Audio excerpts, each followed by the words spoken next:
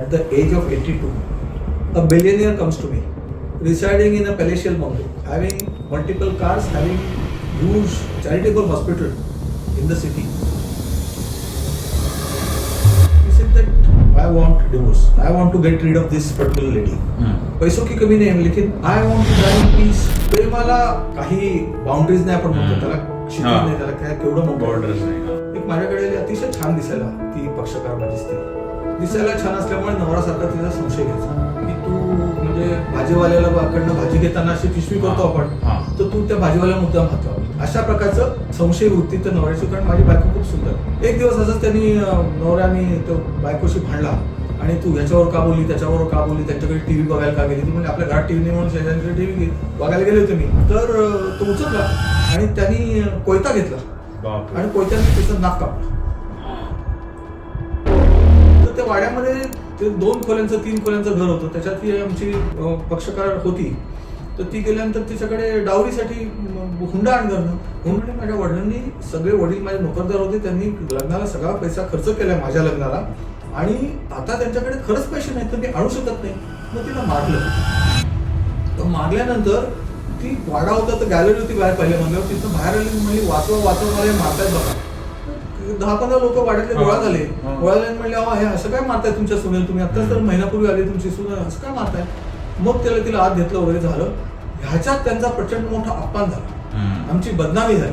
तुम्ही वाड्यामध्ये अख्या सगळ्या लोकांनी सांगितलं तू मारतीस, बघून घेतो. अशा वेळेला मागच्या वेळेस ती जाऊन बाहेर तिने जाऊन आरडाओरडा केला म्हणून आमची बेइज्जती झाली. म्हणून त्या बाईला, माझ्या पक्षकाराला तिच्या घरच्यांनी विवस्त्र केलं.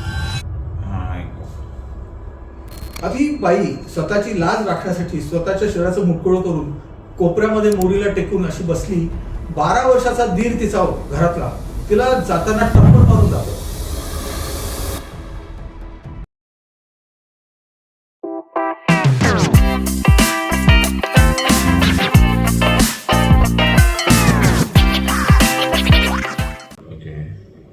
Now there is another judgment which says that living in relationship between a man and woman should be such that they should be capable of marrying each other. Okay. They should be eligible to marry.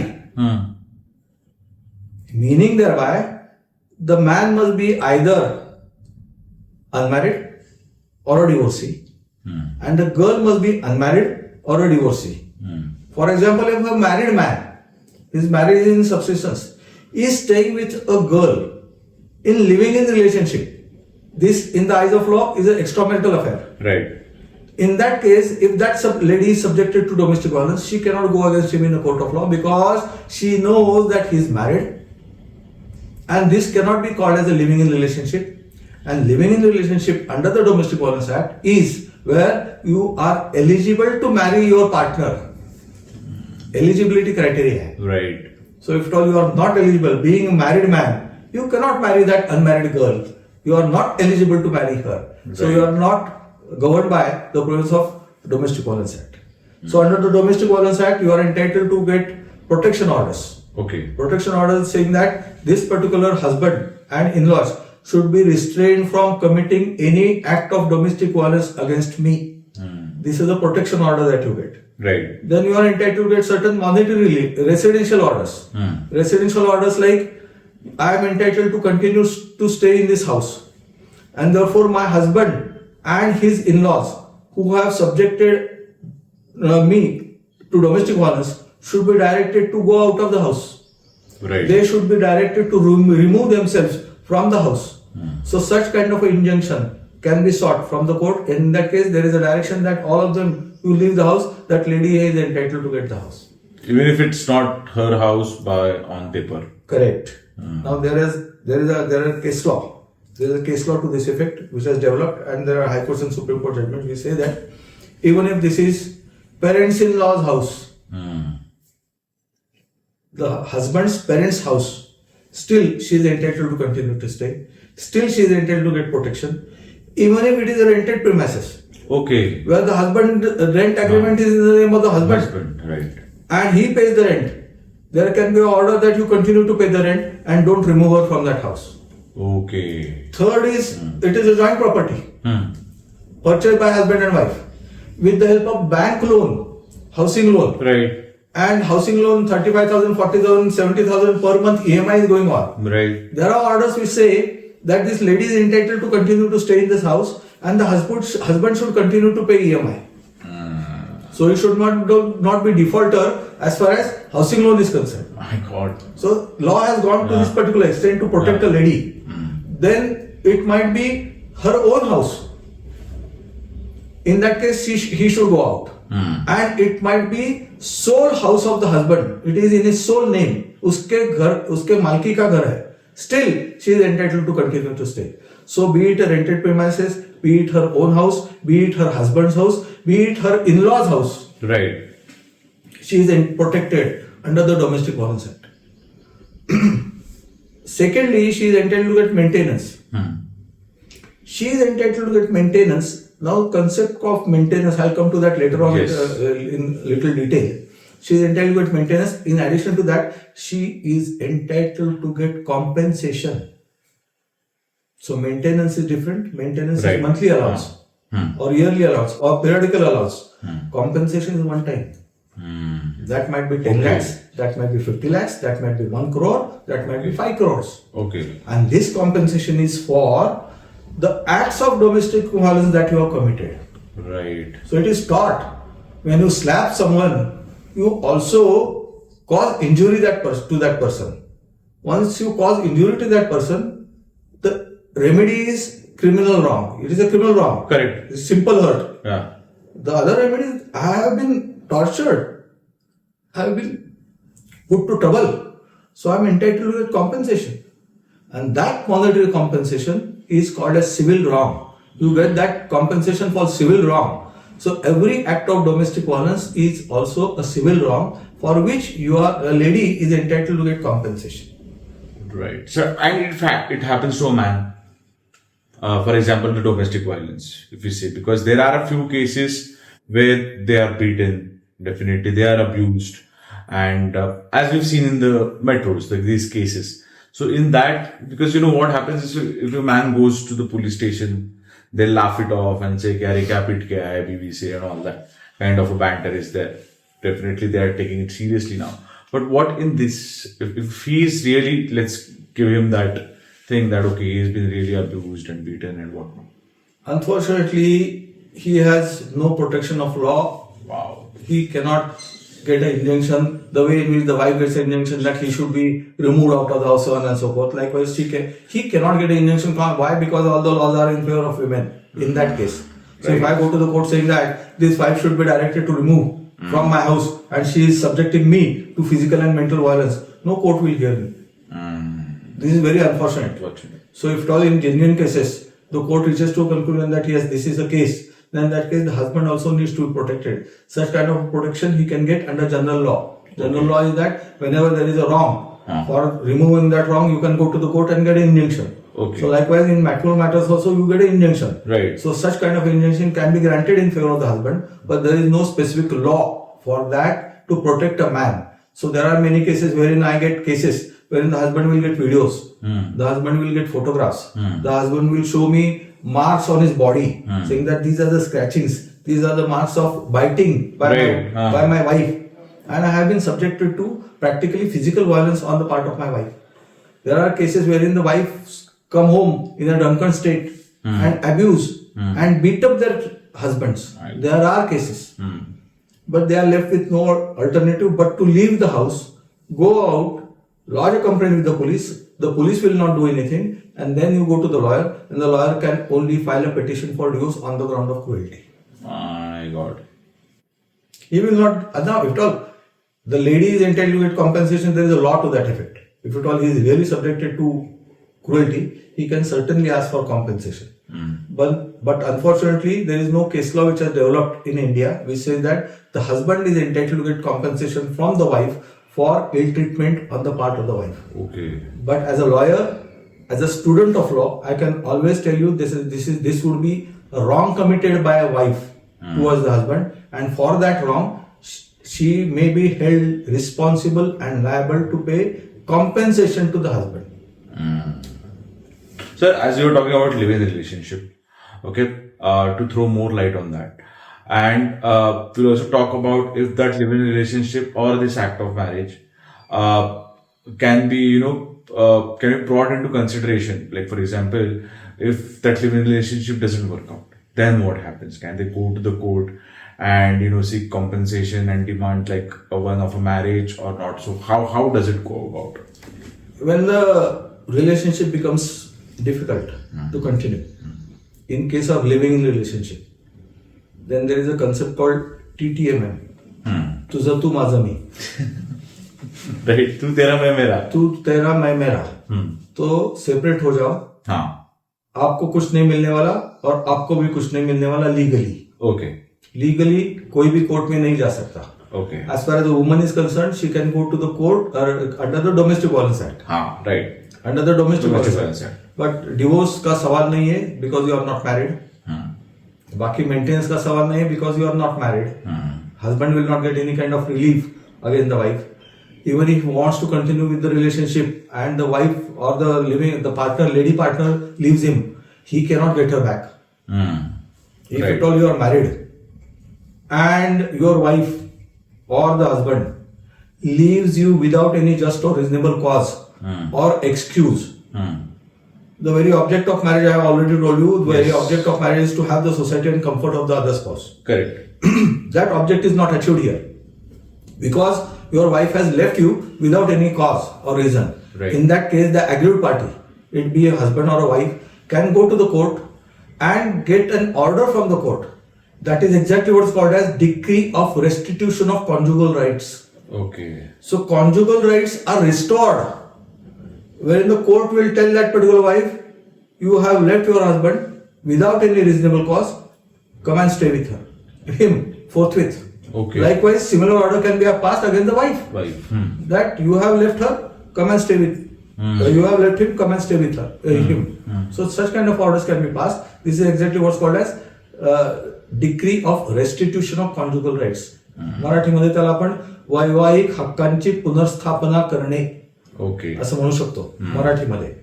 Now, as far as this restitution is concerned, again, even if there is an order of the court, and in spite of the order of the court, the wife or the husband, as the case may be, do not come and stay. The order is not followed. The decree is disobeyed. What is the remedy?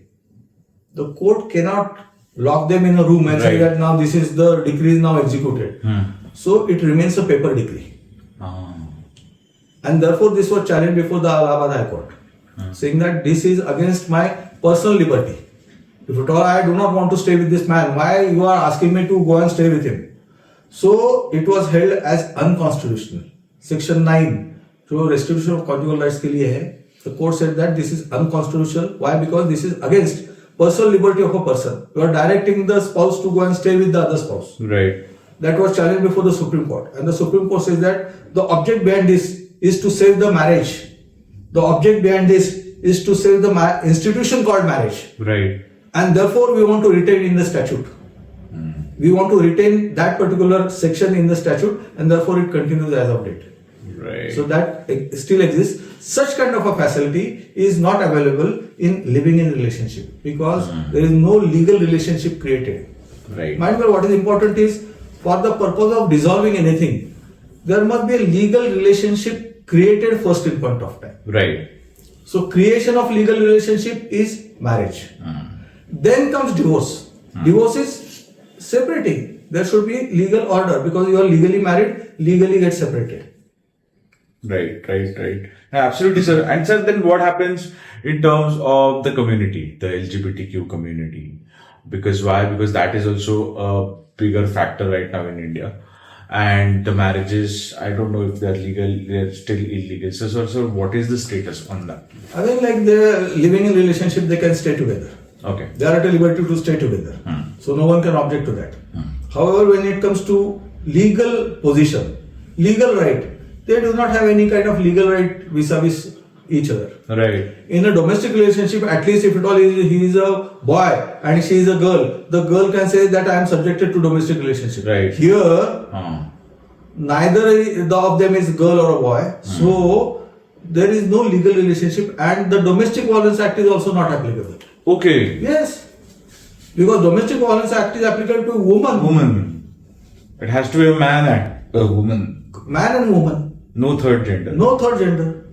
And therefore they are not at all protected. And therefore the matter went to the Supreme Court last year. Right. About the same-sex marriage. Yes. This was dismissed by the Supreme Court, saying that we do not recognize this. And this is none of the prerogative of the Supreme Court to lay a law pertaining to this. Right. The prerogative lies with the Parliament.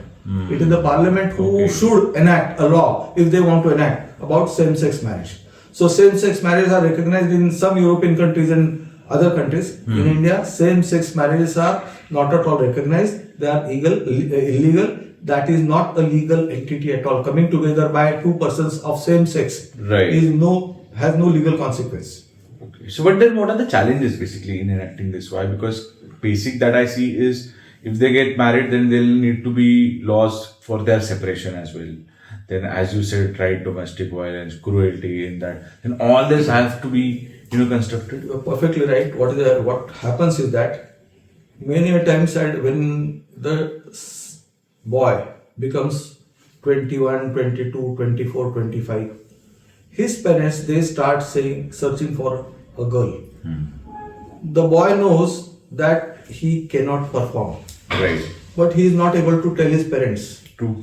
And out of force, he stands for the marriage. Ready? I'll correct. Marry. Marriage is performed when they go for honeymoon, and after even in 1 month or few days, the girl comes to know that he is not able to perform in the bed. Right. In that case, what is important is such kind of marriage should be avoided. And that boy or that girl, even the girl may not be able to perform in the bed with the boy, with a man, because the same difficulty. And therefore, such girl, lady, should not marry. It is duty of her parents to see to it that she will not get married or he will not get married, because such marriage ultimately end up in disruption. They are dissolved, and it is not the fault of the other spouse. You are unnecessarily spoiling the other spouse's life. So it's better that you should not enter into such a marriage when you know that you will not be able to perform in the bed. Now, therefore, it is also necessary that prior to the marriage, both of them, boy as well as girl, should undergo medical test, physical medical test about their sexual organs, development of the organs, and other things also. Now, in law also, the impotency is totally different in law than medical impotency. Impotency is ground of nullity. That my husband is unable to perform in the bed. My wife is unable to perform in the bed. So I want nullity. I want to nullify the marriage. That is exactly what is called as impotency. So the law says that you are entitled to annul the marriage, get a decree of nullity of marriage on the ground that the respondent is impotent. The marriage is not consummated because of the impotency of the respondent. Right. Now, it may so happen that the husband is perfectly physically fit. He is medically fit. If at all you have all his examinations, sexual organs, development and everything is perfectly fit. However, he is not able to have sex with his wife. So he is not able to sex qua his wife. But he is able to have sex with other ladies. It may so happen. In that case, this man, even though medically potent, is legally impotent. Because he is not able to have sex qua his wife. Same is the case with the lady. That lady may not be able to perform with the husband, but with other men, she is able to perform. So this is exactly what is called as legal impotency, not medical impotency. So you may have all other medical evidences brought to the court saying that everything is with me, everything is fine. You can see sperm count, sperm motility, everything is fine, erection, everything is fine. However, he is not able to perform. So this problem also arises. Now, in case of same-sex living in relationship, there are two boys staying together, two girls staying together. They are not protected, and government should seriously think about bringing proper law to protect such kind of relationship, because such kind of relationships previously, in old days or as recent as this, were regarded as immoral. two boys staying together was regarded as immoral. Two girls staying together was regarded immoral. But now people know that there is necessity and there is no fault of them. Correct. This is a natural phenomena that has taken place. This is a natural biological phenomena that has taken place. And therefore, it is not their fault. Even though it is not their fault, even though the nature has created them the way in which they have been created, the lawmakers have not taken care of this part, and this part should be taken care of at the earliest, on top priority. Right. So, any cases that you can give us where you faced this or you've seen this, so that our users are... Now, one couple came to me, same sex, both of them were staying together. They said that we want to adopt a child. Because we cannot have a child, we want to adopt a child. So we had said, you cannot adopt a child because there is no concept called same sex. You are not married. So you are not a couple. So you cannot be husband and wife. You cannot be adoptive parents as such. But in law, there is a provision wherein a single mother or a single father can adopt. Okay. So we made an application as a single mother to the court. Said, I am unmarried. I want to adopt this particular child. We got a permission, we got an order from the court, and that child was adopted, and now that child is being raised by the couple for last 25 years. Okay. So and in this case only, just to add on to this, if they now decide to get separated, then that is a problem, because the separation may raise problem concerning the child custody and maintenance of the child. Right. And everything will come on that particular lady who was applicant for the child as a adoptive mother, because it is adoptive mother's child, and that particular partner of that adoptive mother, lady partner of adoptive mother, has no liability at all. No liability at all. Because, as I said, their coming together is not recognized by law. Law, exactly. So separating is also not recognized. There is not necessarily, no legal thing is required to be done. And therefore, this particular lady, adoptive mother, remains unprotected. Right? Absolutely. So then, in case of children, because we now come to that topic, so what are the rights? What are, like, the father, the mother, who gets what? How is that decided? How does one come to that conclusion? As far as children are concerned, there is a concept called guardianship. So biological parents, father and mother, is one concept. There is another concept called adoptive father and mother. Okay.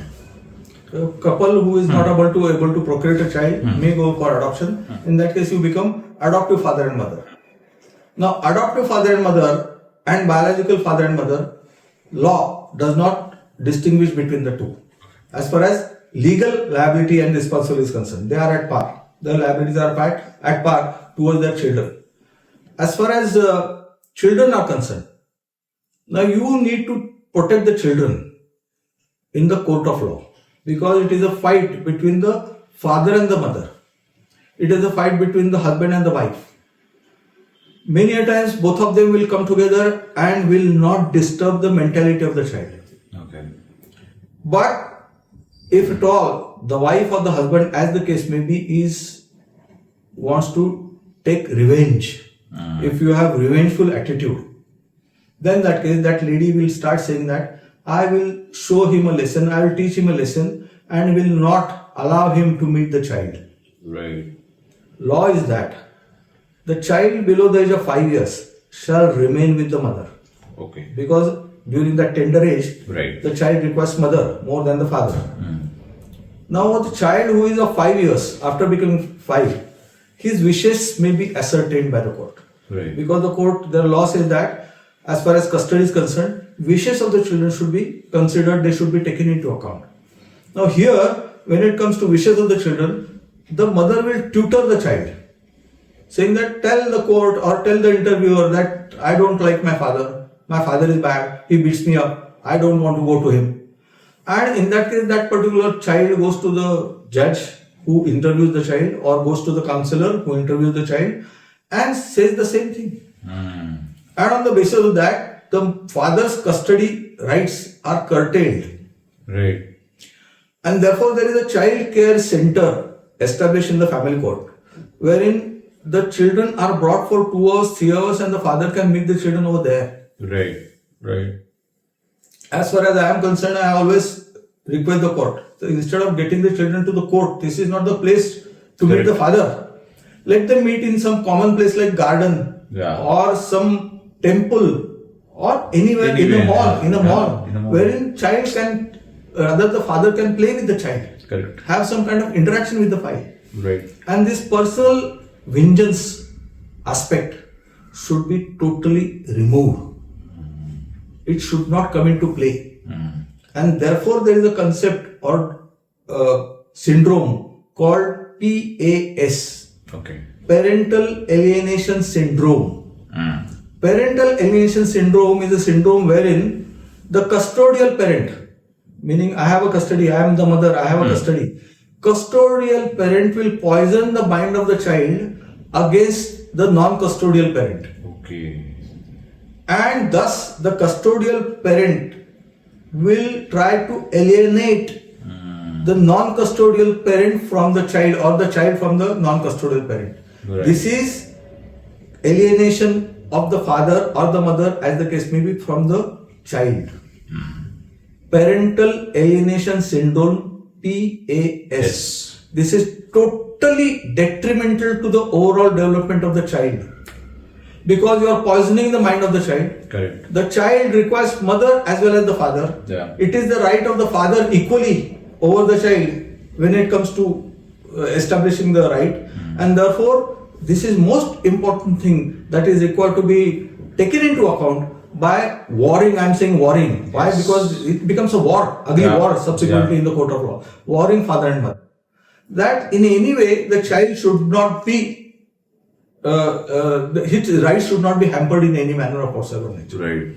And therefore there is a concept 2-3 years back, the High Court has introduced a concept wherein wherever the child's rights are involved, there is a panel of advocates recognized by the High Court. And though the panel advocate will be given to the child who shall represent the child in the court, because there is a father who is representing by a lawyer, mother is having another lawyer. Correct. The child is lawyerless. Yes. The child has no advocate. So there can be a child who will be given an advocate. This will be done by the court, and that particular advocate who is empaneled on the panel will protect the rights of the child. So this is most important thing. Paramount consideration should be given to the welfare and well-being of the child. This is the cardinal principle each one has to keep in mind. Right. Paramount consideration has to be given to the welfare and well-being of the child. And this, everything is covered in that. Okay. There are many people who do not have children and therefore they have to go for adoption. They should understand the value of their own child. The child should be precious for them. Correct. The child should be precious for them. Unfortunately, such precious child is used as a tool to settle vengeance between the father and the mother. That is not a cattle, that is not a tool, that is not a thing to be distributed.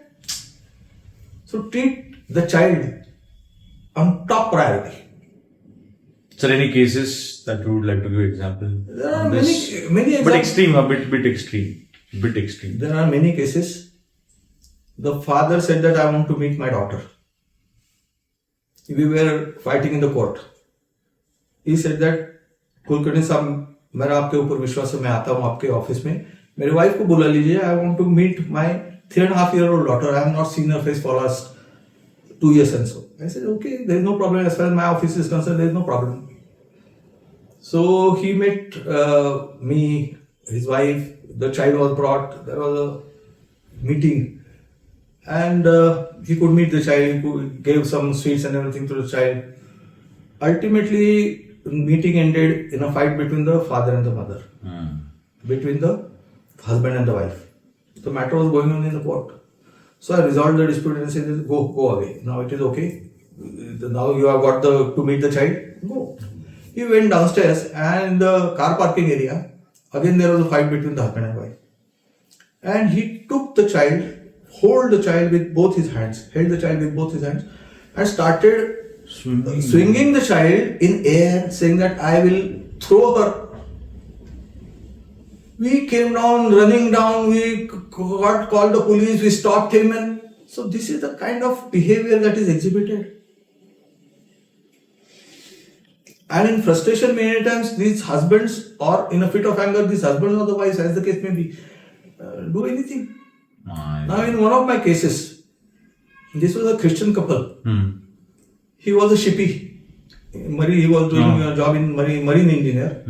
He used to be out of the house for 4 months.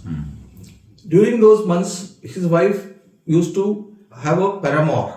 And he used to come home, visit home because husband was away. Right. And both of them used to enjoy. They had a child, 1.5-year-old daughter. Now this daughter used to cry when he was here. The intruder in their marriage was there in the house. So, in order to avoid that kind of a disturbance in their relationship, that lady used to pick up the child, go down and give it her to a construction worker. That lady construction worker, and then that lady construction worker would look after that 1.5-year-old daughter of hers throughout the day, and she would pay her 100 rupees. My God. वो झूले में झूलाते रहते construction worker के. Likewise, she used to put that particular child in a झूला और झूले पे रखते. शाम को 5 बजे जाके बच्चे को वापस देना है. And when my client used to come home, the neighbors, they used to tell him that your wife is indulging all these things, so we had filed a case against her, so on and so forth. We won the case. The wife preferred an appeal to the High Court. And one fine morning, he was going in a Deccan Queen to attend the matter in the High Court. Near Lonavala, he expired on the spot due to heart attack. In the train itself. My God. At the age of 42. So, people are sensitive. People are sensitive about their children. Absolutely. In one of my cases, he was a bank manager, regional bank manager. The wife had to settle vengeance against. She said that I will not show you my son's face. About 15 years, he could not meet the child. 15 years. The child was 21 years. He had married for the second time. First divorce taken place. The son was with the first wife. He had settled in the second marriage. One fine morning at 7 o'clock, this 21-year-old boy comes to his residence at his door and rings the bell. He opens it and finds he was surprised. How come you are here? He immediately calls me up. Sir, at the age of 21, after 15 years, my son is standing in my door. What should I do? I said that get him in, hug him, make him comfortable. And since then, he has been staying with him. Subsequently, he got married.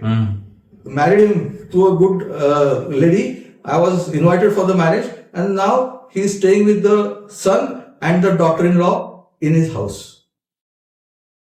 So it so happens, I told him that keep patience. Keep patience. If at all your wife is not allowing you to meet, because everyone should make it a point. Everyone should know that your relationship as a husband and wife is created by law. Law. Correct. Because of law, legal provision, Hindu marriage act, Christian marriage act, Parsi marriage law, you have come together. It can be dissolved by divorce under a law. Legal relationship created by law, it is dissolved by law. As far as son and daughter is concerned, as far as son and father is concerned, son and mother is concerned, this is a biological relationship created by God. It is not created by law. And this relationship of father and daughter, father and son, mother and daughter, cannot be severed by any court on this earth. Everyone has to bear it in mind. No court can sever this relationship. No court can say that henceforth you are not the son of this particular father, because that's a history. Right. वो इतिहास बन चुका है. So if at all that is the case, then in that case have patience.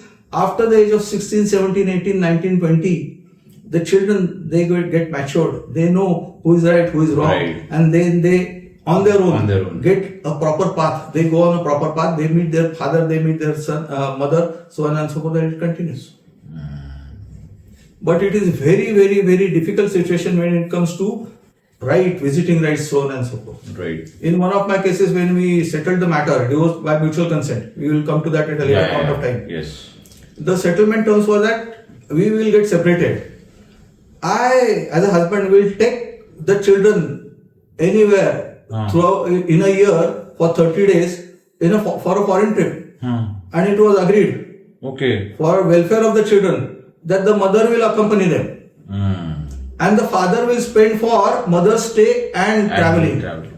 So this is a kind of understanding that is exhibited in many cases. This is an absolutely fantastic example. Correct. Wherein the problems can be resolved because this is a dispute between husband and wife, not between the children. So they said that as far as children are concerned, there is no problem. So Ajit sir, as you were speaking, the next topic is alimony. Okay, how it is demanded, on what basis one has to pay. If you can please put light on that. There is a difference between alimony and maintenance. Yes. Alimony in law and in English also means lump sum payment of maintenance. Okay. Or one time payment of maintenance. For example, 20 lakhs, 50 lakhs, 1 crore. One time the husband will give it to the wife and that is alimony. That is alimony. Okay. Vis-a-vis maintenance is monthly payment or periodical payment or yearly payment. Okay. Right. Now both the things basically cannot be directed by the court to be paid. Monthly payment, quarterly payment or periodical payment or yearly payment can be directed by the court under 2-3 laws. Right. As far as divorce by mutual consent is concerned, at that time the husband and wife may reach to a particular conclusion saying that the husband will pay 50 lakhs to the wife towards maintenance. In that case, the court will vet that. Yes, we agree, and the order will say that you are supposed to pay me, it has been paid. So that is exactly what is called as alimony. So there is a difference between alimony and maintenance. Right. Now maintenance, when it goes to the court, previously maintenance was regarded as subsistence allowance. Okay. To survive, how much a lady will require. And that much was paid. So previously the maintenance amount was very low, like 500. We have cases wherein maintenance was granted of 300 rupees, 500, 1,500, 5,000 rupees. Even today, in many cases, 5,000 rupees maintenance is granted by order of the court, mind well. So this is to be determined by the court, and that was regarded as subsistence allowance. But now, by passage of time, much water has flown under the bridge, and concept of maintenance has been given wider meaning. To this extent that it says that you are entitled to get maintenance according to the lifestyle of the husband. Okay. Lifestyle of the husband. This is the new terminology that has been used in various judgments of the Supreme Court and even in the law. Under the Domestic Violence Act, the terminology used is according to the lifestyle of the husband, the wife is entitled to get maintenance. Okay. So this is a new concept. Right. And therefore, in last 15-20 years, the amount of maintenance you will find 1 lakh rupees, 1.5 lakh rupees, or 2 lakh rupees, 3 lakh rupees, at times 10 lakh rupees per month maintenance demanded. Not that it is granted, but demanded. So, amount of maintenance asking and even ordering, the quantum has increased. So, but how can one judge on lifestyle if somebody is rich and living poor? Because I think you gave me an amazing example yesterday. Can you give that example? Yes. Again, this particular concept has to be understood by the lawyers and the judges even.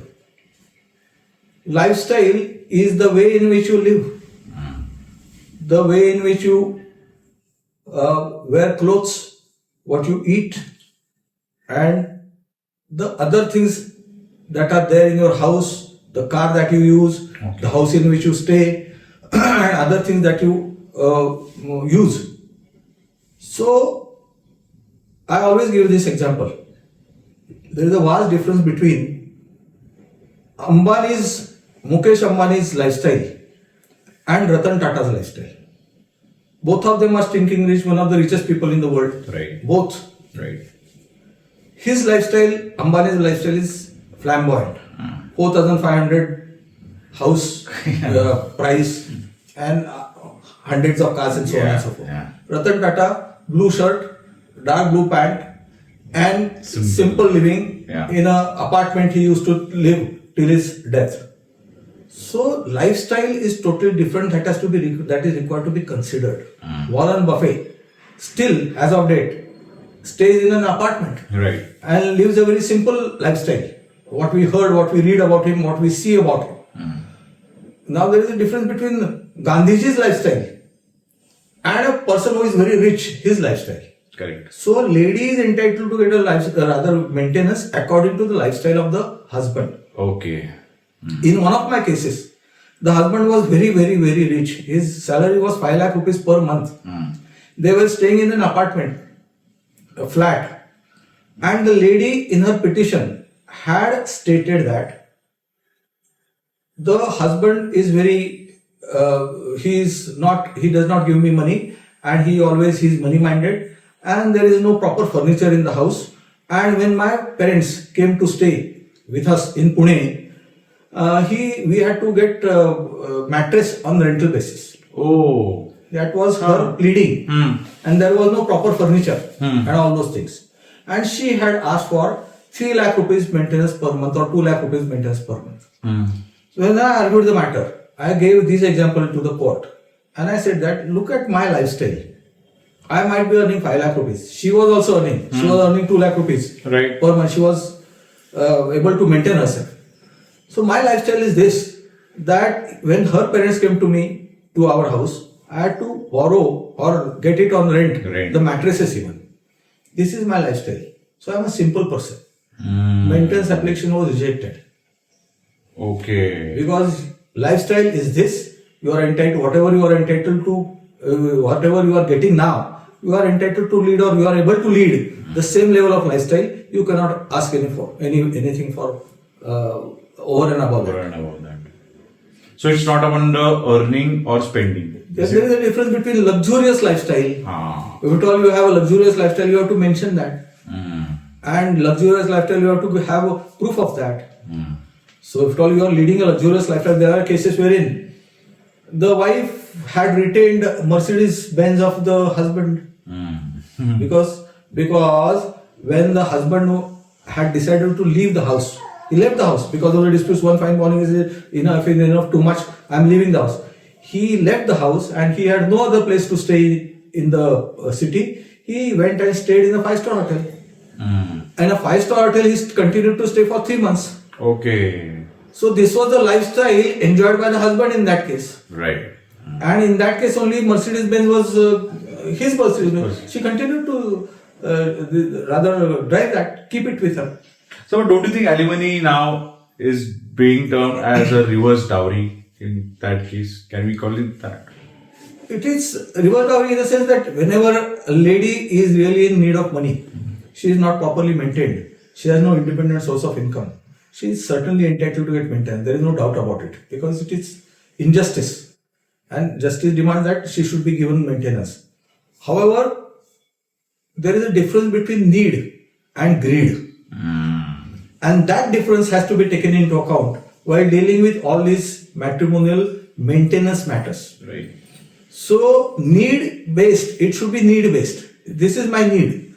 Now, Mercedes Benz might be a need, provided that you have so much of business and all those things and everything. I cannot go in a Maruti car, small Maruti car. I have to have a big car. It depends on what is the need. Again, need is a relative term. Your need, what is your need may not be my need. Right. So basically it should be reasonable.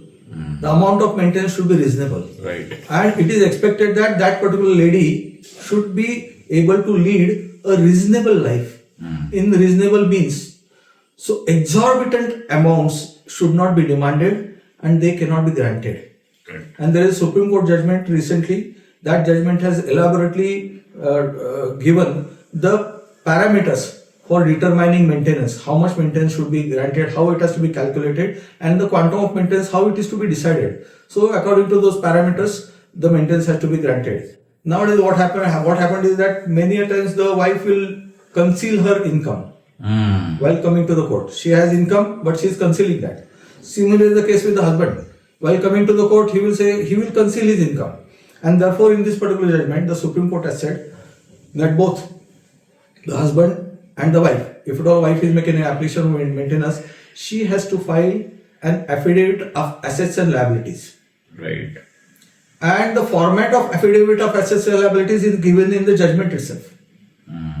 So according to that format, she has to disclose everything, including 3 years income tax returns, 3 years bank statements, whatever investments you have made, whatever landed and other movable and immovable properties you have, whatever stridhan and all other things you have, everything has to be mentioned over there. And what is your monthly need? That is also required to be mentioned, but with particulars. Right. Like for food I need this much, for clothing I need this much, for medical treatment I need this much, for schooling I need this much, for tuitions I need. Likewise, you have to do breakup. And on the likewise, the husband has to also disclose his true income. And if the law further says that if at all the husband or the wife, as the case may be, has lied in that affidavit, made a false statement in that affidavit, concealed material fact concerning her income or financial position, in that case, she will be or he will be committing offense of perjury. Okay. For which she or he can be imprisoned for 7 years. Is the now stringent law. But unfortunately, the law, even though is stringent, the judges, the courts do not take this seriously. If the courts would take this particular aspect seriously and start taking action on perjury, lying in the court will stop. And this is the object behind the judgment. Correct. This is the object behind the Supreme Court judgment, that no one should go to the court with unclean hands. Right. If at all you are going to the court, you go to the court with clean hands. One who seeks equity must do equity. One who seeks equity must go to the court with clean hands. These are the cardinal principles of law. But everyone has forgotten this. And no one is bothered about it. And there are Supreme Court judgments which are very harsh on this topic. The Supreme Court has said in many cases, and the Bombay High Court has also said, that if a person is coming to the court with falsehood, his case is required to be thrown out of the court forthwith. He should not be given a right of audience in the court, because you are coming to the court with falsehood. Correct. You are lying. You are playing fraud upon the court. So this has to be taken seriously. Unfortunately, the lower courts, they do not take it seriously. High courts and Supreme Court, they know that this is not a done thing. And they take serious note and immediate action. Even this is contempt of the court. Correct. You are lying before the court is a contempt of the court. No contempt action is taken. So law is not toothless. What is important is it should be used properly. Right. Law should bite at proper place and at proper time. Absolutely. Sir, coming to the next question about triple talaq. Why? Because it was very important as a judgment that has been passed. What was the condition before and after that, and how does it still impact our society?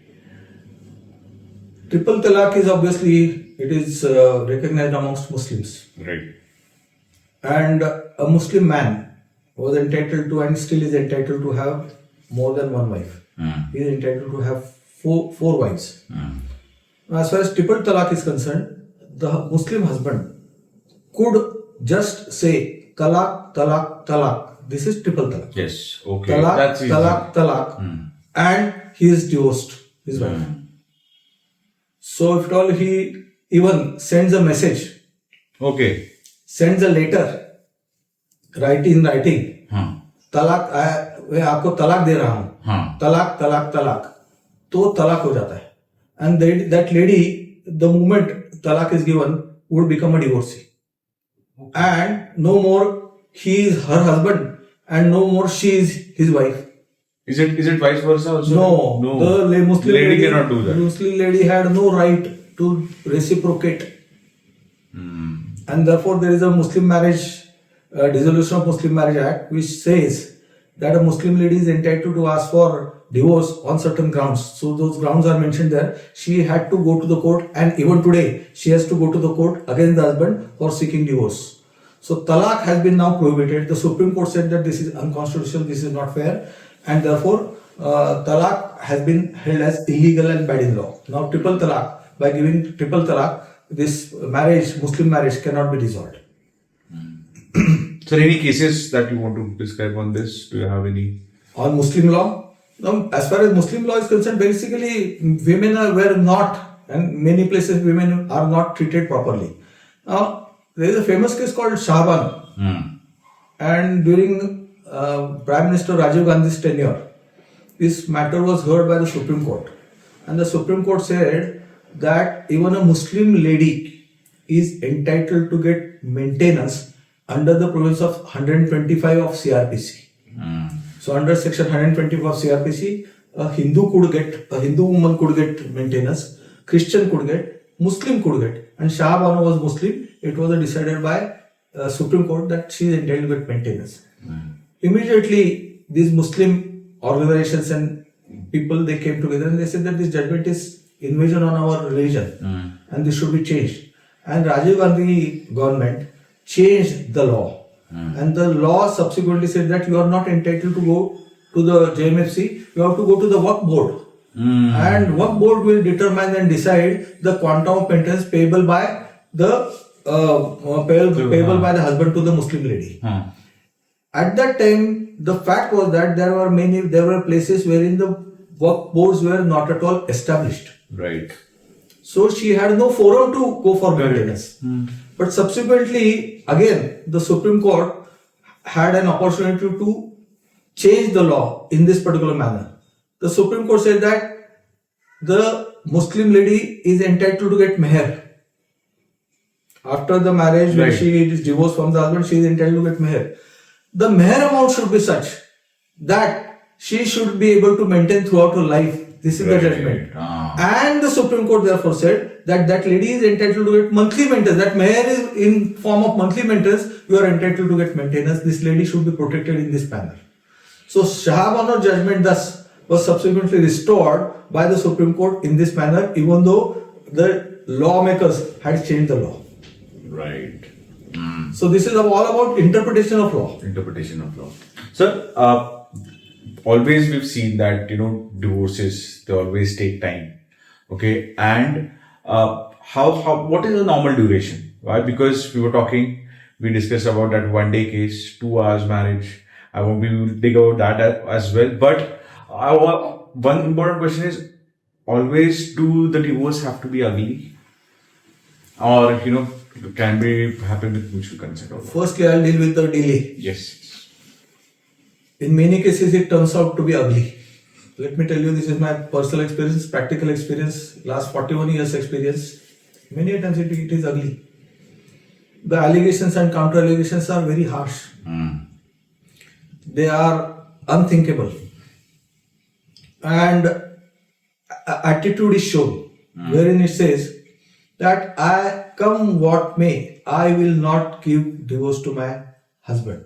Yes. Or come what may, I will not leave this particular wife. Now, the reason is that I love my husband. The reason is that now I have 2 children. The children are with me. I have to look after them. Children is my wife. It was not my fault. He has left me. I will not leave him.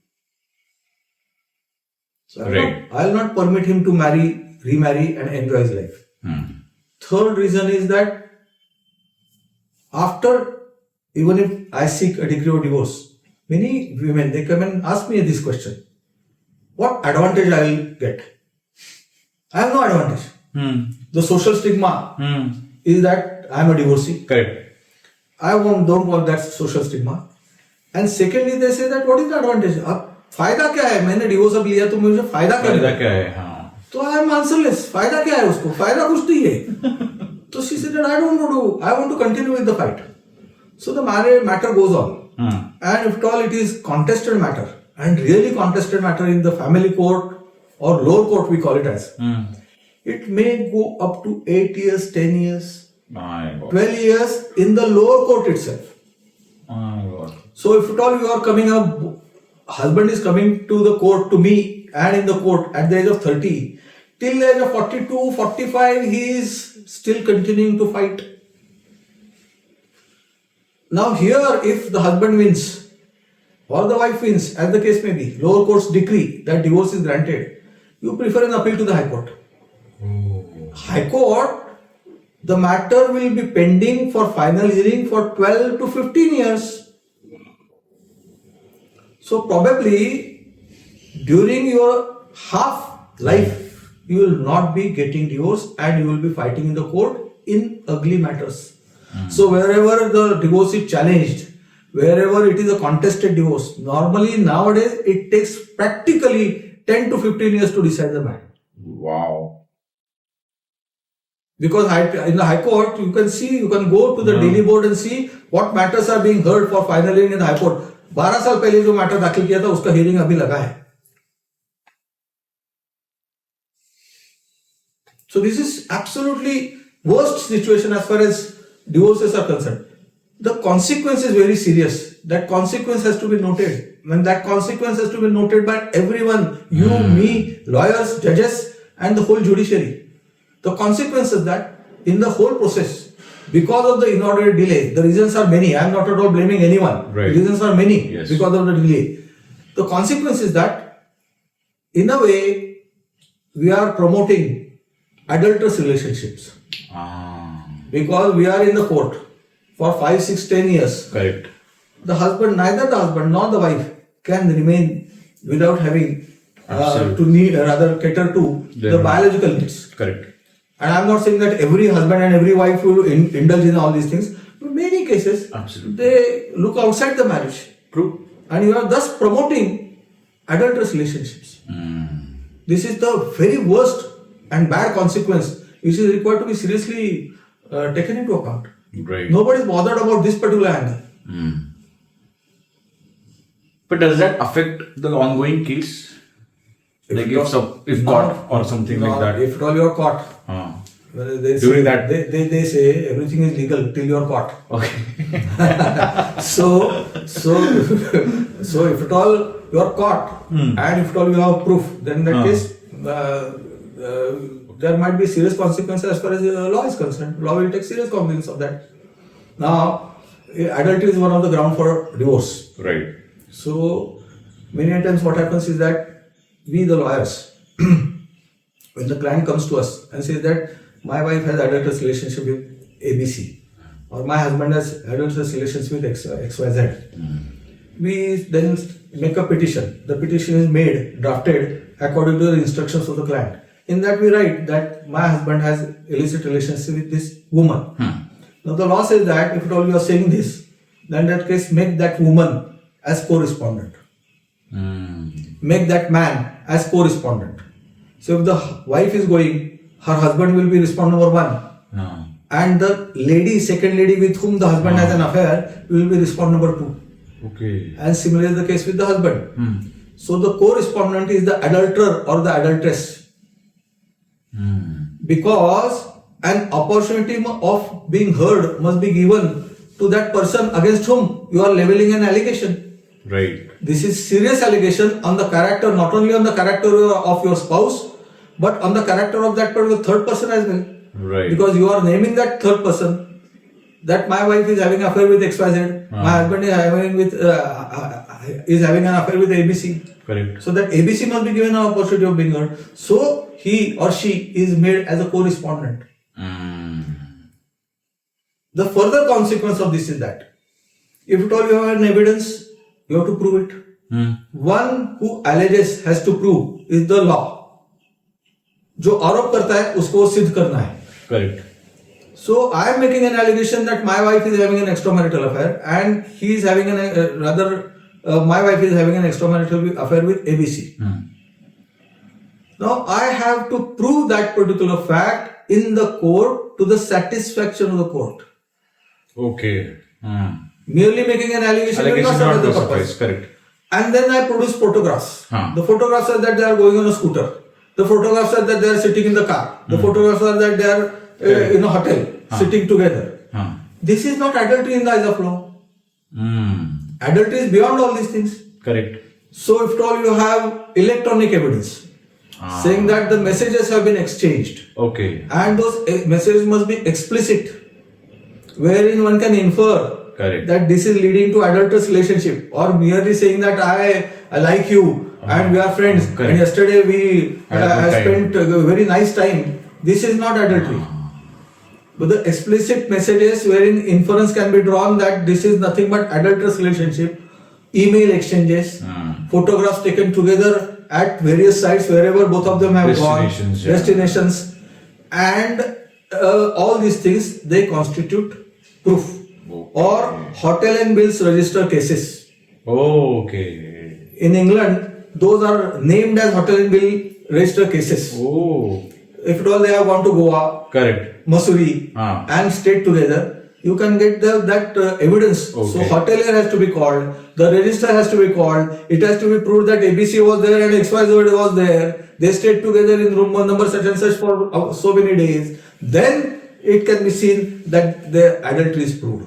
Otherwise, the serious consequence of this is that Supreme Court has said that this amounts to, if at all you are not able to prove it in the court of law, this amounts to unfounded allegation on the character of your spouse, which in itself is cruelty by you to him.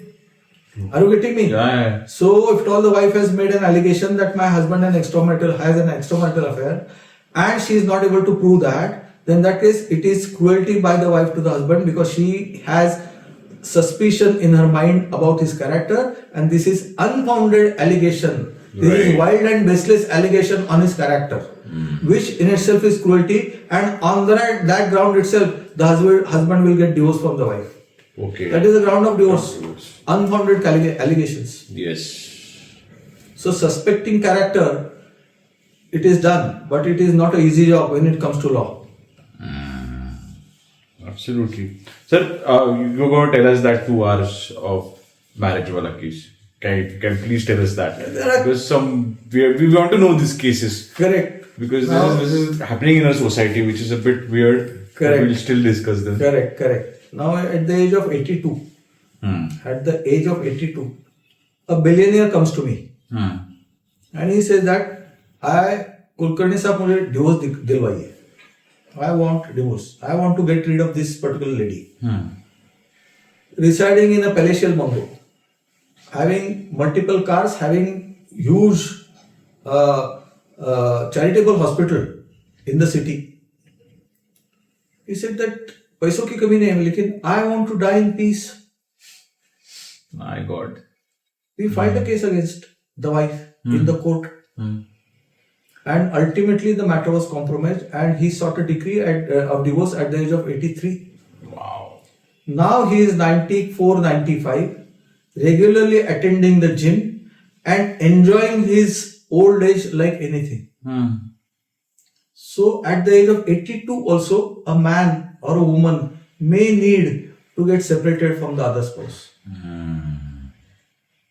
So object might be different. But in another case, wherein they got married, the bridegroom, rather the bride, was a lady advocate. She was practicing advocate. My client got married to her.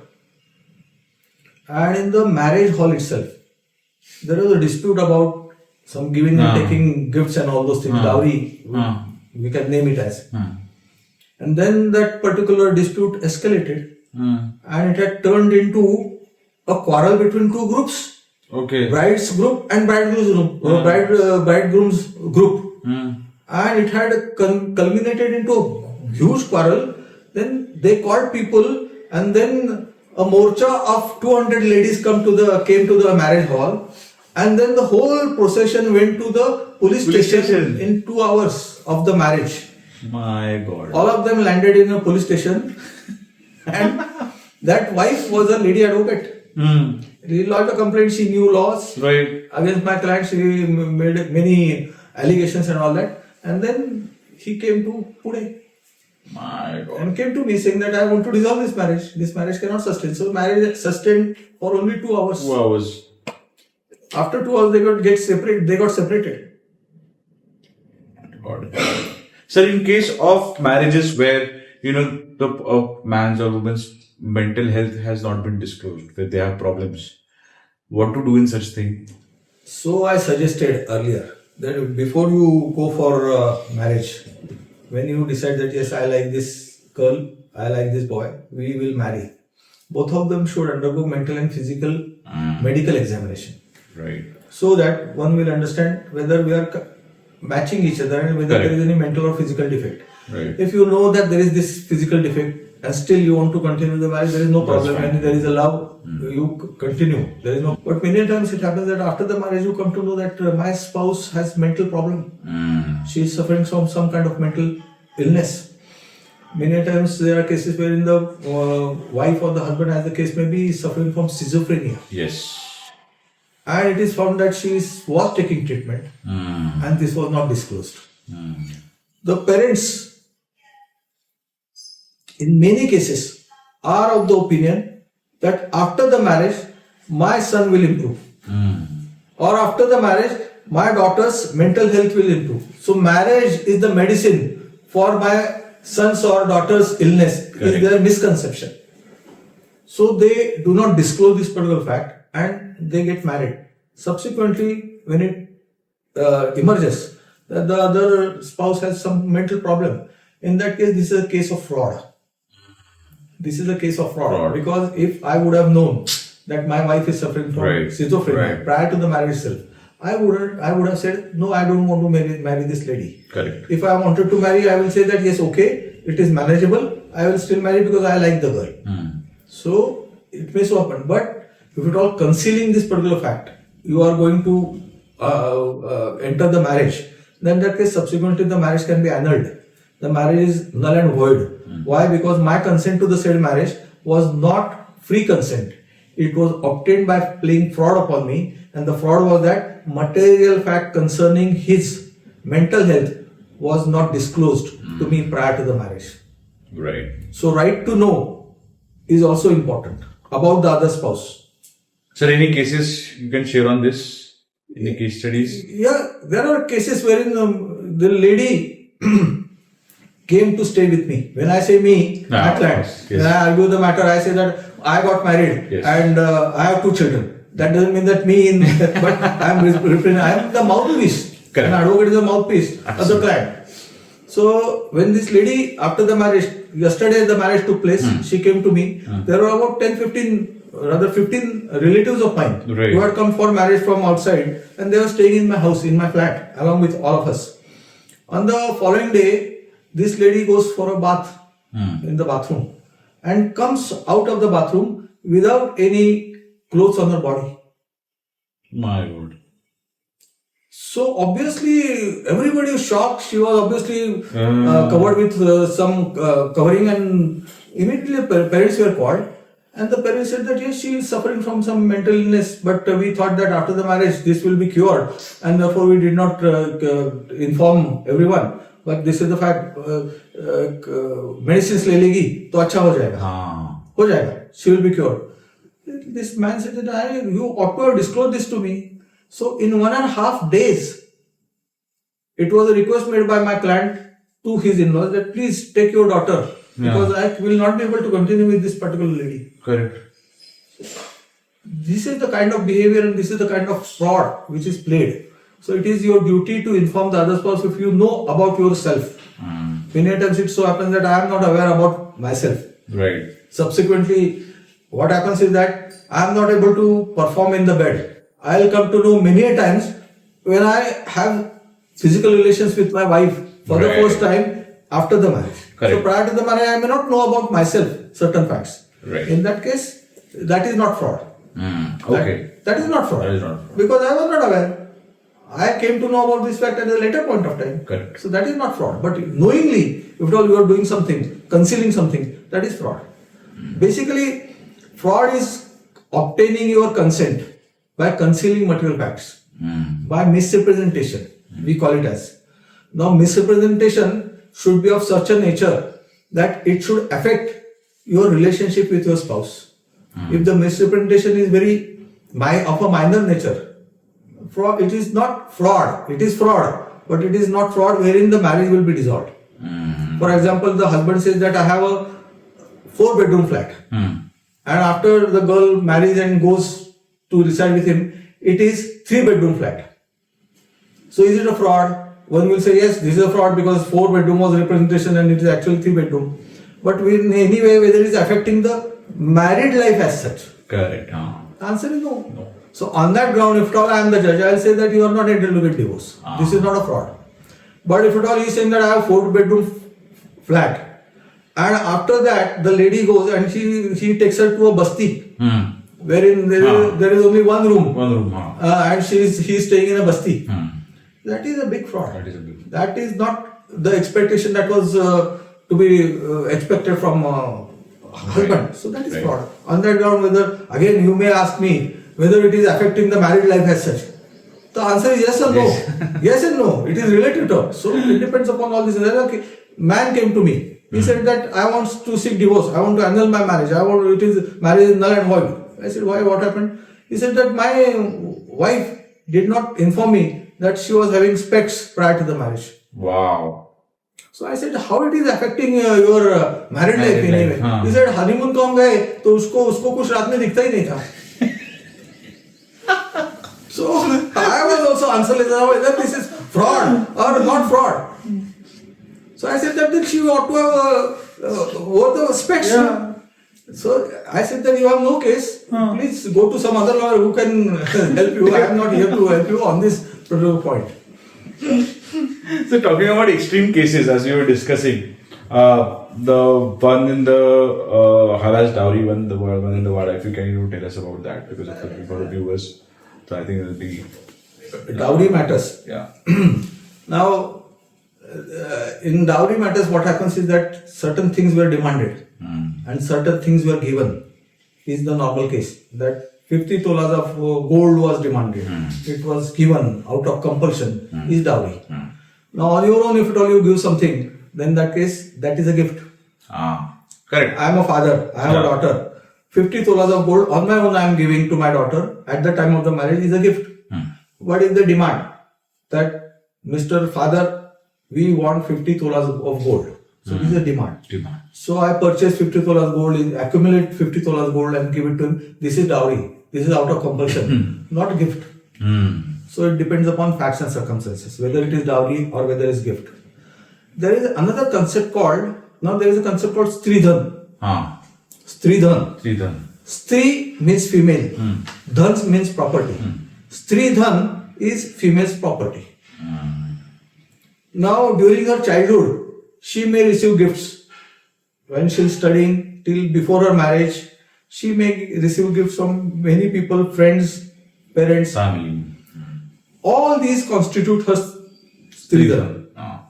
After the marriage, from her husband, in-laws, even her own parents, she may receive gifts and property. All that constitutes her Stridhan. And after the death of her husband, during widowhood, she may receive certain property. Right. That also constitutes her Stridhan. Okay. So right from birth till her death, whatever movable and immovable property a lady acquires constitutes her Stridhan. And the Domestic Violence Act clearly says that she is entitled to get possession, regain custody of Stridhan if at all it is lying with the husband or in-laws. So Stridhan, demand of Stridhan many times constitutes dowry. Because it's whenever it is demanded, it is dowry. Whenever it is gifted, it is not dowry. But gift is basically Stridhan. Now there is a Supreme Court judgment on dowry which says that very interesting judgment, and you should know this and people should know this, that when dowry is given, for example, the girl's father, he gives 50 tolas of gold to the girl. She takes it and then the mother-in-law says that give it to me for safe custody. So now it is lying with the mother-in-law. Supreme Court says that this is dowry. No doubt this is dowry. This was demanded out of compulsion. This was paid and it is in possession of the mother. Right. It says that they are holding the property of the lady as a trustee. When it comes to trust, there is a trust and beneficiary. Correct. And who is the beneficiary? The beneficiary of that lady. So in-laws or the husband, they are holding Stridhan of that lady or a dowry property of that particular lady as a trustee thereof, and she is entitled to regain that. So this is a very interesting and important judgment as far as women are concerned. Now, again, when it comes to law, one who alleges has to prove. So when a lady says that my father has gifted 50 tolas of gold and it is lying with my mother-in-law in bank locker at such and such place, you have to prove it. And from proving it, merely having a jeweler's receipt of 50 tolas gold will not suffice the purpose. Right. Because that receipt will show that you have purchased it, your father has purchased it. It contains your father's, it has your father's name. Correct. So father's name, address, phone number is there and 50 tolas gold necklace, so on and so forth is there. That is a proof of purchase. Now you want proof that it was given to your daughter at the time of marriage. Right. Secondly, you have to have proof that your daughter after the marriage has parted with possession to the mother-in-law. And then you have to have a proof that mother-in-law is in possession of that particular jewelry. So it is not at all easy to prove Stridhan in the court of law. All litigants and particularly lady litigants should bear this in mind. It is not necessary. It is not easy. It is a serious thing, and unless until you prove it, you are not entitled to regain it. Many times we file a case of Stridhan in a court. The husband appears and he says that out of these 14 items that have been mentioned about Stridhan jewelry, I have 10. So he admits. In that case, it is easier. Now, many times women, they come to us and they say that in that case, she got jewelry back. But that is not by the virtue of the court order. Please understand. Okay. That is because the husband had admitted in that case that he had 10 items, jewelry items, so they were directed to be given. So your friend or relative might have regained it. Otherwise, by law, you have to prove all these things. And if at all you are put to cross-examination in the court, it is extremely difficult to prove that in the court. So, dowry, gift, and Stridhan, these are 3 different things that are required to be taken into account. And therefore, as a lady, you have to have proof of the Stridhan that you are demanding. And Stridhan also constitutes immovable property. Okay. So, if at all there is a joint flat between husband and wife, then that flat also constitutes a Stridhan. Okay. That is immovable property. If a flat is purchased in her name, or she has purchased a flat in her own name, that is a Stridhan.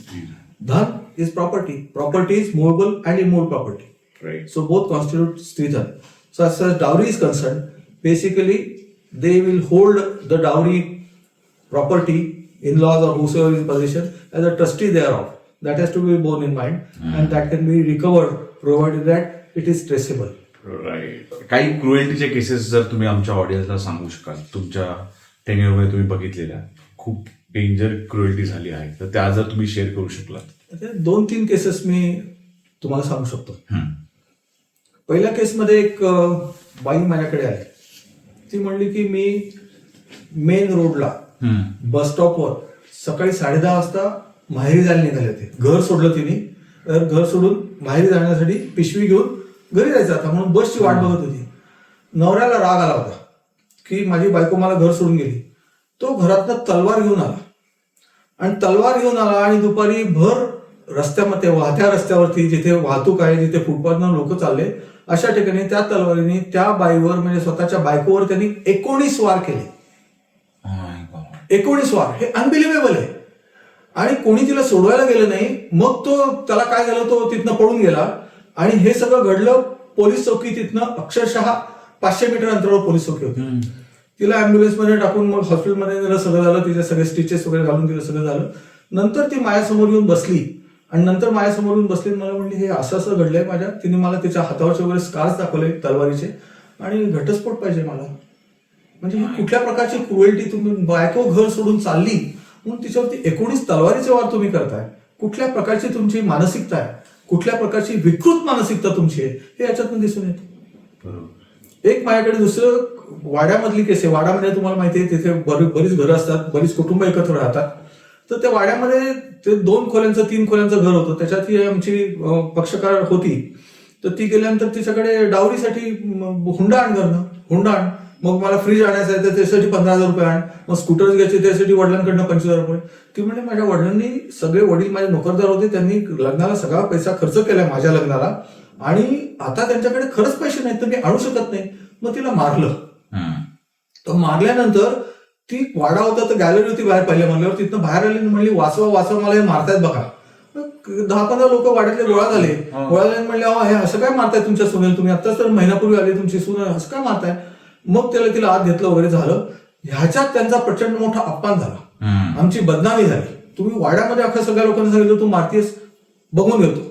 मग पुढेही ते जरा शांत झाल्यानंतर 1-2 महिन्यानंतर परत तिला ते मला आण ते सगळं, तू मी सांगतोय फ्रीजसाठी पैसे आण, याच्यासाठी पैसे आण. ते म्हणजे खरंच नाही माझ्याकडे. अशा वेळेला मागच्या वेळेस ती जाऊन बाहेर तिने जाऊन आरडाओरडा केला म्हणून आमची बेइज्जती झाली. म्हणून त्या बाईला, माझ्या पक्षकाराला तिच्या घरच्यांनी विवस्त केलं. आता मी जर तिला माझ्या ठिकाणी जर असतो तर मी आत्महत्या केल्याशिवाय दुसरं काही केलं असतं का सांगा. ती बाई स्वतःची लाज राखण्यासाठी स्वतःच्या शरीराचं मुटकुळं करून कोपऱ्यामध्ये मोरीला टेकून अशी बसली. 12 वर्षाचा दीर तिचा घरातला तिला जाताना टप्पल मारून जात होता. म्हणजे कुठल्या प्रकारची विकृत मानसिकता ही समाजामध्ये आज पुरुषांमध्ये सुद्धा आहे याचं एक ज्वलंत उदाहरण आहे. आणि ही अत्यंत मोठ्या शहरामध्ये, पुण्यामध्ये घडलेली 10 वर्षापूर्वीची केस आहे. तर अशा प्रकारच्या केसेस काही अशा सुन्न करून सोडतात की हे काय चाललंय समाजामध्ये, ह्याचा काहीतरी कुठेतरी आळा घातला गेला पाहिजे. एक केस आली आमच्याकडे ज्याच्यामध्ये, आता तुम्हाला इंटरेस्टिंग सांगतो, काय गंमत असते बघा. प्रेम नावाचा प्रकार जो असतो ना, तो मी मग अशी प्रेमाची तुम्हाला व्याख्या सांगितली, इन्ग्रेडियंट सांगितले, व्याख्याने सांगितले, इन्ग्रेडियंट सांगितले. प्रेमाला काही बाउंड्रीज नाही, आपण म्हणतो त्याला क्षितिज नाही, त्याला काय तेवढं मोठं बॉर्डर्स नाही. एक माझ्याकडे आली, अतिशय छान दिसायला ती पक्षकार, माझी स्त्री दिसायला छान असल्यामुळे नवरासारखा तिचा संशय घ्यायचा की तू म्हणजे भाजीवाल्याला कडनं भाजी घेताना अशी पिशवी करतो आपण, तर तू त्या भाजीवाल्या मुद्दाम हात लावला. त्या वाण्याकडे गेला, तू दिले त्या वाण्याला पैसे देताना त्या वाण्याला तू मुद्दाम हात लावला. अशा प्रकारचं एक संशय वृत्ती त्या नवऱ्याची, कारण माझी बायको खूप सुंदर आहे. एक दिवस असंच त्यांनी नवऱ्याने तो बायकोशी भांडला आणि तू ह्याच्यावर का बोलली, त्याच्यावर का बोलली, त्यांच्याकडे टीव्ही बघायला का गेली. ती म्हणजे आपल्या घरात टीव्ही नाही म्हणून शेजाऱ्यांकडे टीव्ही बघायला गेले होते मी. तर तो उचलला आणि त्यांनी कोयता घेतला आणि कोयत्याने तिचं नाक कापलं.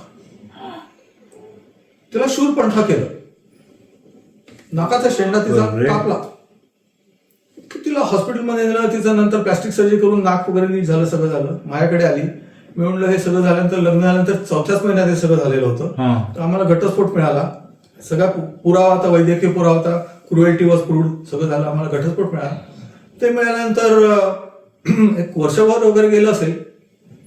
त्याच्यानंतर मला कोर्टाच्या कॉरिडॉरमध्ये परत ती भेटायला आली. म्हणलं काय आता, काय झालं आता काही. तर म्हणे काय नाही, मी साहेब लग्न करते. म्हणलं अरे वा, कारण आधीचं जेव्हा लग्न केलं होतं ते कोयत्याने नवऱ्याने मारलं होतं, तेव्हा त्या नवऱ्याने लग्नच नाकारलं होतं. ते लग्न प्रूव्ह करण्यापासून आम्हाला सगळं करतं. म्हणलं वा, चांगलं करीस. आता मात्र लग्न रजिस्टर कर, नाही तर कोणतरी मी कोणातरी माझा वकील ज्युनियर देतो, त्याकडनं लग्न रजिस्टर करून घे. म्हणजे म्हणलं कोण आहे, तुम्हाला म्हणली तोच. म्हणलं तोच म्हणजे तोच माझा नवरा म्हणली. म्हणलं काय, ती म्हणली हो म्हणे, मी जिथे एक फॅक्टरीमध्ये कामाला जाते, तिथे कामाला जात असताना मी ते उभं राहून त्या ठिकाणी टेबलाच्या इथे उभं राहून काम करते. तिथे बाहेर येऊन हा तारेच्या इथे फॅक्टरीच्या बाहेर खिडकीतनं दिवस साहेब माझ्याकडे हा बघत बसतो. सकाळी 8ला येतो ते संध्याकाळी 4 पर्यंत माझ्याकडे एक लावून टक बघतच बसतो. तर म्हणे मी काय बघतो वगैरे, त्याला विचारलं तर तो म्हणतो माझं तुझ्यावर प्रेम आहे. तो म्हणे साहेब माझं तरी पुढे कुठं काय लग्न होणार, काय करायचंय, आणि काय जर ठीक आहे आता वर्ष झालं, आता नीट वागतोय बघतोय. तर म्हणे त्याच्याबरोबर लग्न करणार. पण तिने परत त्याच माणसाबरोबर दुसऱ्यांदा लग्न केलं.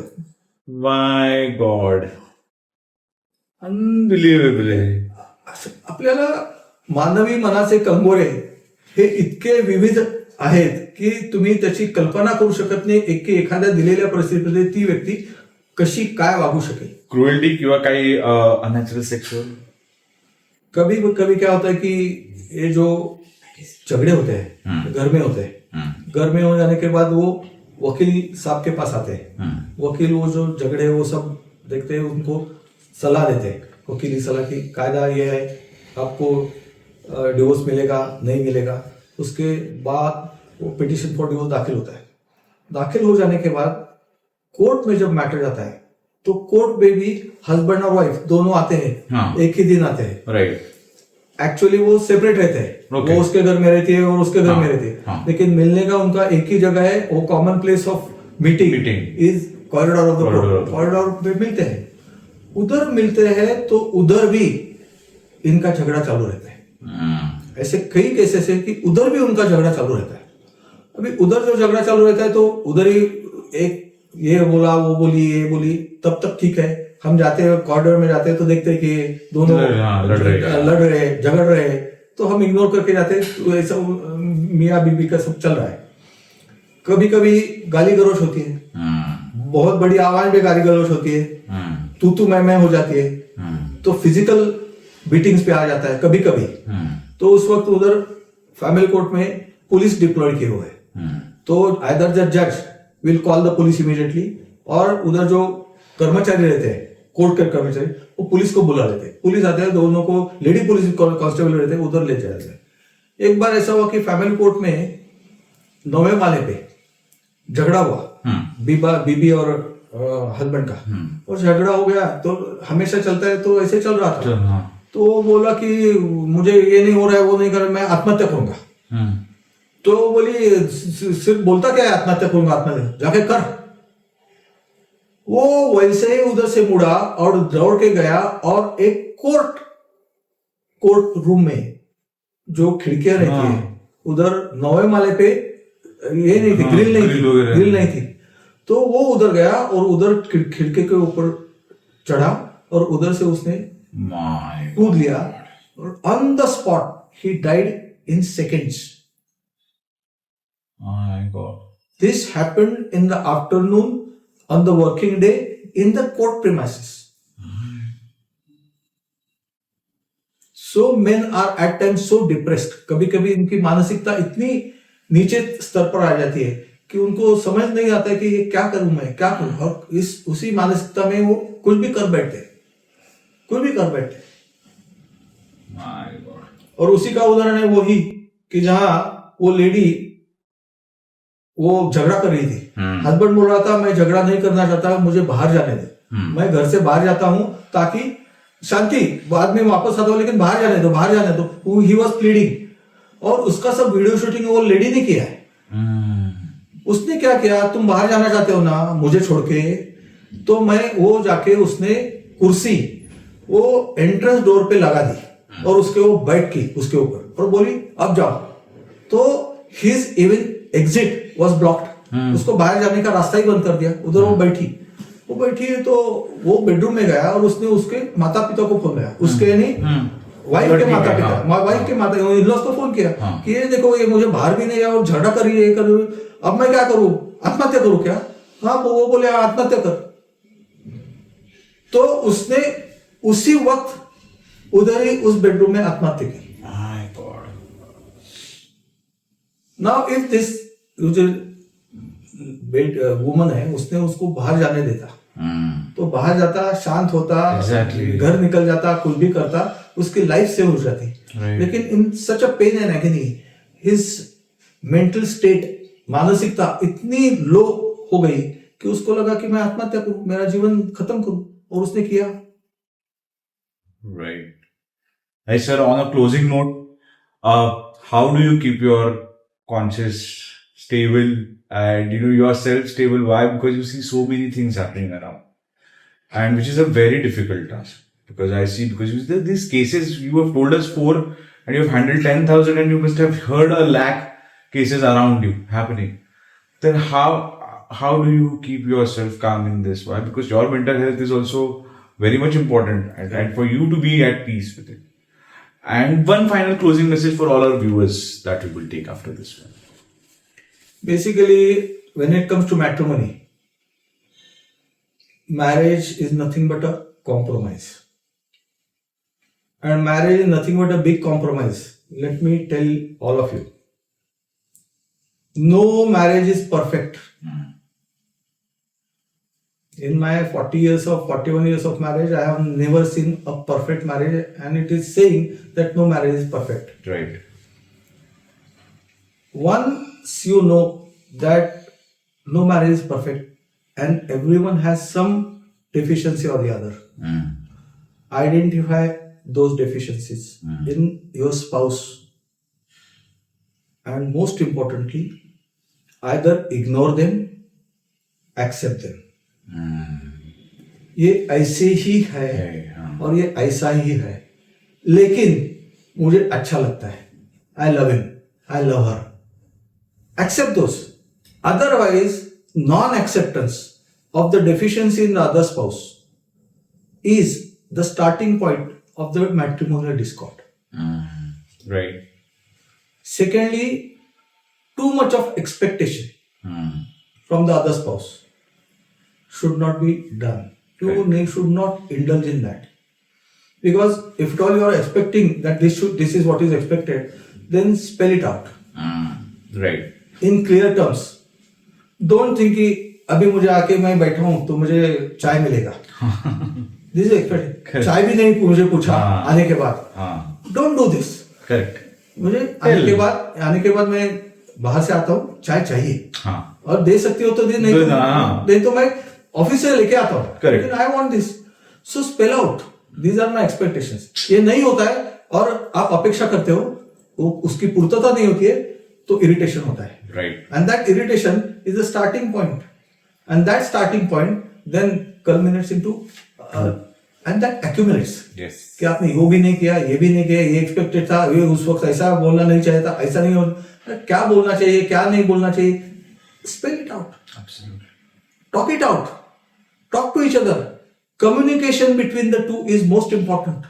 जिसको हम संवाद बोलते हैं. वो संवाद सुसंवाद ही चाहिए ऐसा नहीं है.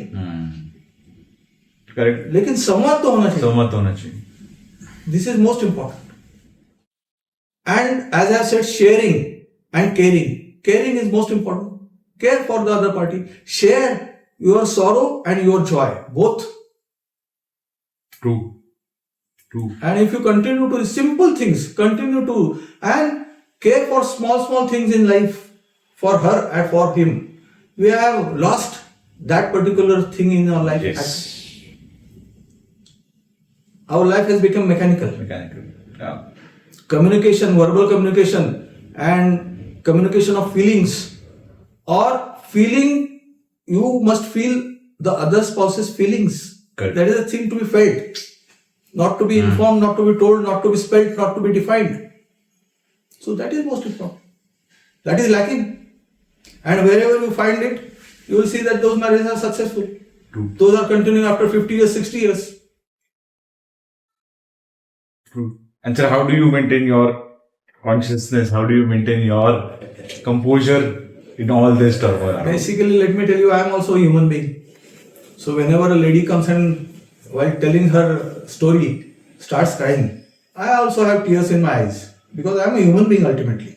But then obviously you have to give a legal advice. Right. Or advice, essentially not every time it is a legal advice. It might be elderly advice as well. So this is not a done thing, this is the thing in which you should have to handle the things. Go, you have no case, try to do this and then come to me. So I am the last person to break any marriage on this earth. Even though I am a divorce lawyer, right. Because this is, you don't marry for the purpose of divorcing it. Correct. So what is important is you have to continue, and therefore you have to keep cool. And once that particular client goes, then the second client comes. That client has some other story. So at the end of the day, you have to keep cool. And some of the cases I may discuss without name, but may discuss. And the biggest thing, let me tell you, is this, that I look them as a social problem. Because whenever there is a dispute, the husband is staying separately, the wife is staying separately. Right. His family is disturbed, her family is disturbed, and their distant relatives, they are also all disturbed. Right. So if at all I am able to resolve that dispute immediately, smoothly, then that social problem is resolved. Amazing. What is important is all these people come to me. They share their experience with me. So her or his experience becomes my experience. Right. In the whole process, my life is enriched. Right. and on the top of it, he or she pays my professional fees for that. Right. So for enriching my life, they pay me for that. Right. So I look at this from a totally different angle. Amazing. Thank you so much, Ajit sir. My pleasure. तुम्ही आलात त्या पॉडकास्टवर आणि हा आपण मुद्दाम इंग्लिशमध्ये केलेला आहे का, कारण का आपला गोल आहे की हा जास्तीत जास्त लोकांपर्यंत पोहोचो. का मराठीत आपण करू शकलो असतो, पण आपण पुढचे येणारे काय टॉपिक्स आहेत जे आपण या पॉडकास्टमध्ये नाही कव्हर करू शकलो, but we definitely request Ajit sir to give us that time की आपण तो एक टॉपिक आपण साधारण एक तासाभराच्या याच्यावर तरी कव्हर करू शकलो sir. But thank you so much.